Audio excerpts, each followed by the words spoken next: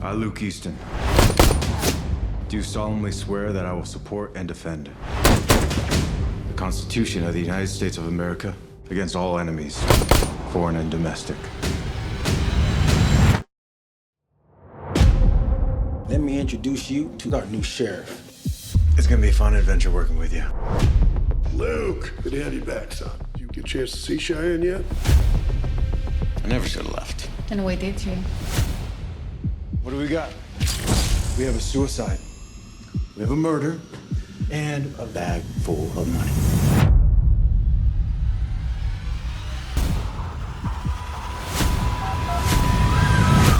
What are you gonna do?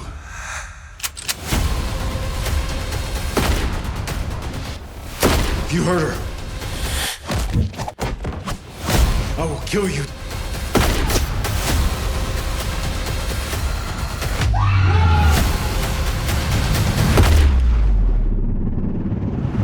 Don't play games with me.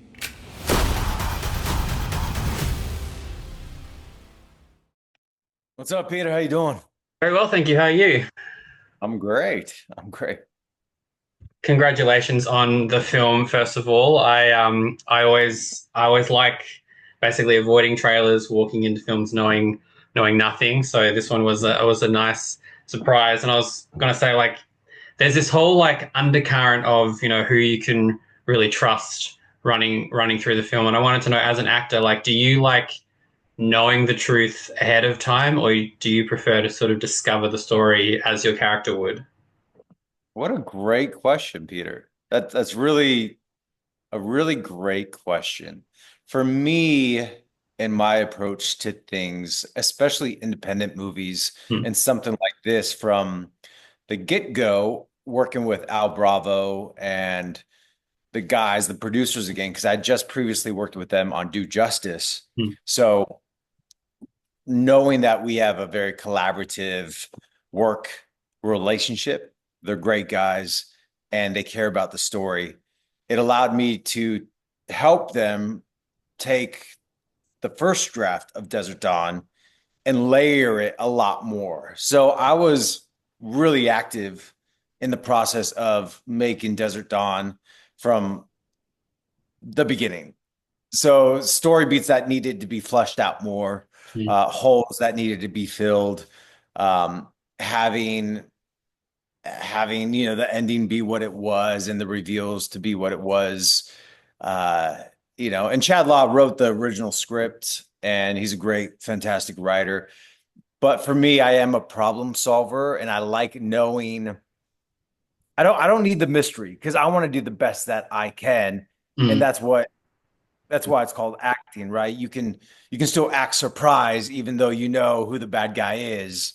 And if you can't do that, then yeah, you probably shouldn't read the script, but then you should probably be on a reality show, I guess, you know, because that's where they throw you in, but even that's scripted. So yeah, I like that question.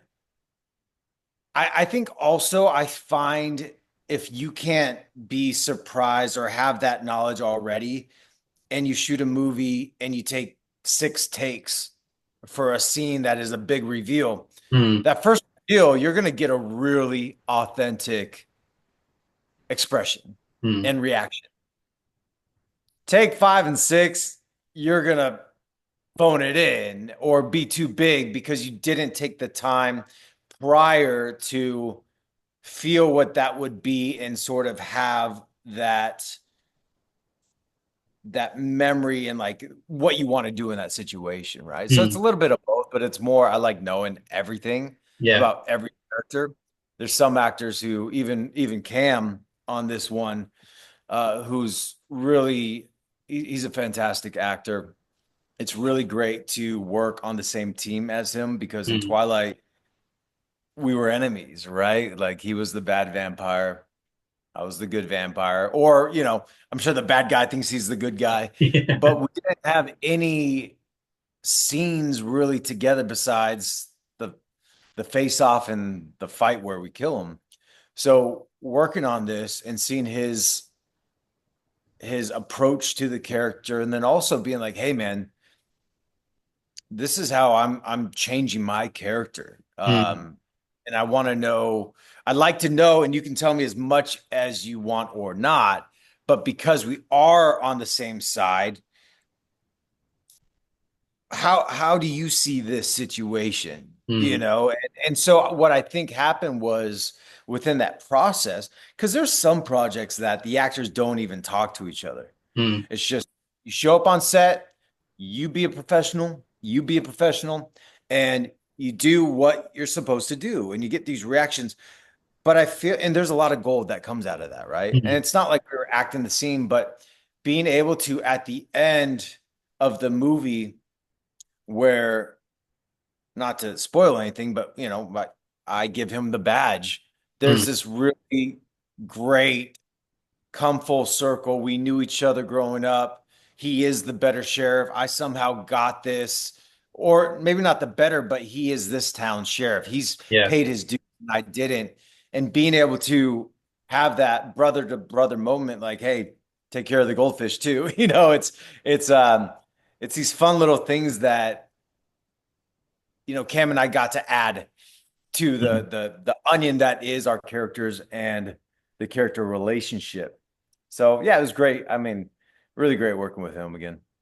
Because I was like, it was funny mentioning him. Like, I was watching the film, going like, I don't know if I was watching him being like, I don't know if I can trust you entirely. So I did like that. He sort of proved himself to be, the like the sheriff that we see that he wants to be. But there was a lot of tension in the film, and I was sort of watching each character because I was just like, one of you is doing doing things that you're not supposed to. So it was kind of nice that the film never easily telegraphed everything. Like, you're actually watching it being like, okay, I'm actually surprised at who reveals themselves, obviously without saying anything. But like, when you're working on a film like this, like, it's got that that moody energy. It's like, more of a remote environment. Does that bring anything to your performance as well, compared to sort of like blockbusters when you're working on green screens, or it's not an entirely organic set? Like, does having something physical on set, does that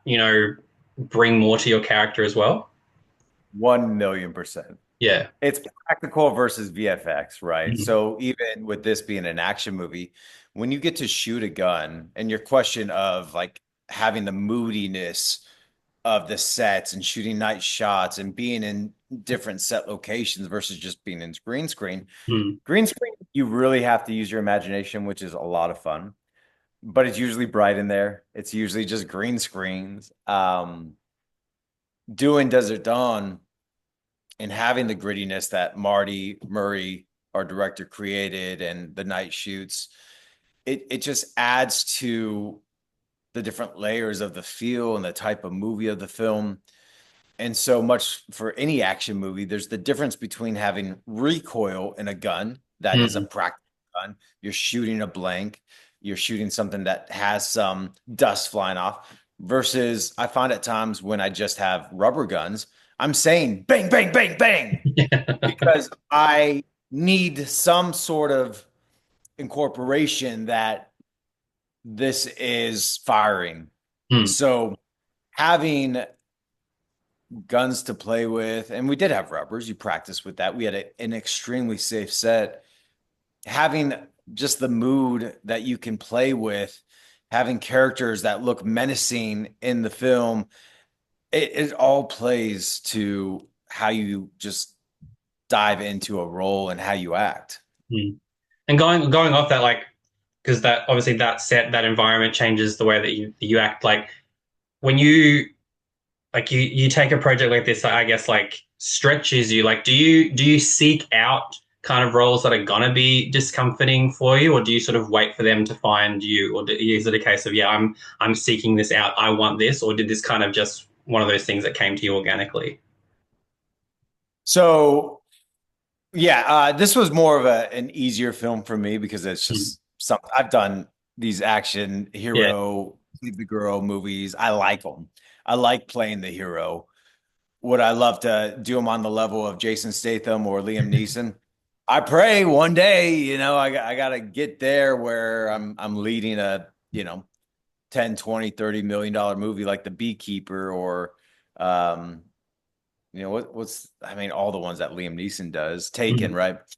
Uh, it's something for me that I enjoyed it. I loved, life's too short to not enjoy what you do. And there's Mm. been some productions that I probably would never work with them again just because of how it was ran or where corners were cut or the toxicity of the shoot itself Mm. or just the lack of like people just don't care.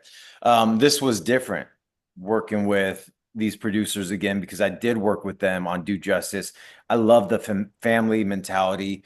I was really impressed by this trailer and the movie when I saw it. The trailer was just like, wow, this is really cool. They have a really great team, and you know that's mainly Al Bravo and Saban's awesome. They pick it Mm. up, and but Al's team, uh, it's just cool. And I still call out all the time because, you know, we're friends. And if he had another movie that worked, I'd be like, shoot, let's work on it together. Because he had great ideas. He let me turn it into more, you know, like, Kellan, what do you think about this? And it was just, I like a collaborative experience. So really enjoyable working with them. And it kind of just came. He had that script. Al produces 10 movies a year and Mm. he had one. I'm like, hey, if there's ever anything you think is right for me, I'd love to work with you again. He's like, I got this one, Desert Dawn. And so I read it and yeah, we went from there. And as you said, like you know the kind of roles that you're going to take, the kind of producers or the kind of people that you don't want to work with. In like that's obviously a strength of yours. And I guess has your definition of strength changed from the way you looked at it, how you defined it 10 years ago to the actor that you were back then? Like, have you seen just how much how much you've changed as a person, realize that strength now is defined by different characteristics? Yeah, 1,000,000% again. And there's a lot of roles like the other movie I did, What Remains, that really challenged me. SFE1 challenged my faith aspect of playing a character that's hopeless. So I really do love playing the ones that stretch me as an actor Mm. and me to step outside of my comfort zone. As far as the confidence and maturity of 10 years ago, Kellan, I learned so much. And to your question, what was the question again? The Like, I mean, how different did you sort of define strength 10 years ago to how you define it now in terms of like who you are as a person and as an actor? Yeah, I mean, I who were we all in our 20s, right? And then you take your 30s to really like learn them. I got married when I was 30. I learned a lot and I had to die to a lot of Kellan, right? You get married to a spouse, you're like, oh shoot, can't be as selfish. And I wouldn't consider myself selfish, but anyone who's single, you have your whole life that you've been selfish and doing stuff your own way and thinking that you know all the right answers. And thank God I have a great team, managers and agents who have really walked alongside me that we get to learn together and just gather wisdom from other people and try and do the best that you can. But I've learned so much and it's eye-opening. I really wish there was a book on it. Um, for example, like going back in the beginning of my career, I wish I knew that you were supposed to memorize your lines when you have an audition. I didn't learn that for a good couple years. And now I'm like smacking myself across the face, being like, I would have booked a lot more and wouldn't have looked as green if I just read a book or someone's like, here's a workbook, you know, do this. Same with athletes, right? Like if someone gave them a workbook, you know, it's up to you to listen, but hey, don't spend all your money. You're only going to have 5 years in the NFL. You know, it's like, but there's nothing like that. And that's why it's really important to surround yourself by people who have been there, just gain wisdom. Biblically speaking, you know, just surround yourself by people who you admire and look up to and are in that or the above season of life. And I've always taken that with me as far as, you know, when I got married, I need to surround myself with people who are married and have great Mm. marriages. When I had children, I didn't know what I was doing. I knew what I didn't want to do. And Mm. so I naturally you leave some of your single friends and you gain these married couples that have children and same with the career. Like, who do I want to be?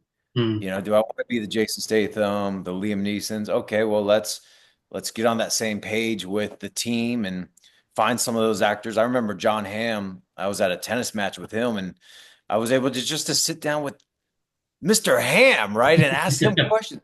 Such a stud, but I really do appreciate how cool people are and how grateful they are. And there's the spectrum, right? There's people who are super insecure and dicks, right? And they just like they act like but they're really scared inside. Or there's people who are like, this is a job and we get to do it and we love it.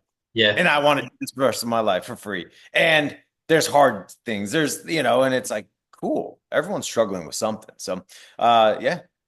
Yeah, no, that's how I look at like what I'm able. Like I've always loved films, and the fact that I can now talk to people that make films and star in films, and it's like, yeah, I look at it as 30s were absolutely terrible for me. I'm now early 40s. I'm like, this is where you just like embrace everything, and it's awesome. And yeah, so you're gonna be fine. We'll say that much. But are those all DVDs behind you? Yes, they are. I'm a physical media. Oh, my man, got a DVD wall on both sides. Probably and all and some of your movies are in there. I can tell you that much. There's a few in there. Oh man, bless you. But like, awesome.